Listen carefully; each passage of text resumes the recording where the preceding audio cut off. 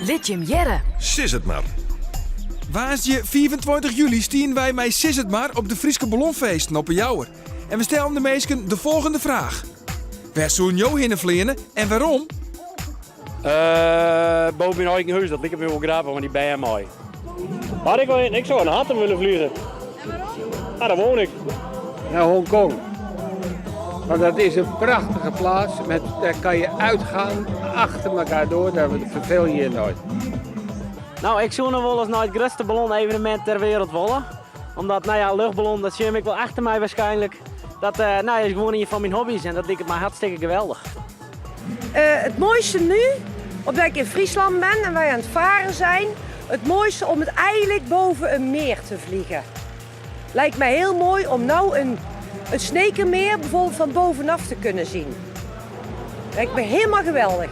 Ik zou wel een keer over Eindhoven willen vliegen misschien, omdat ik daar vandaan kom zelf. En wij zijn hier met de boot op vakantie, dus misschien dat het een keer leuk is. Allemachtigst. Met zo'n waar je een vlierenvol in de luchtballon. Naar Frankrijk? Nou, ik zou Friesland zelf ik al heel mooi vinden. Maar Frankrijk vind ik een goed idee. We hebben wat in de pleren. We hebben wat verlangen wel bij graag. Nee? Ibiza? Dat is heel Ibiza.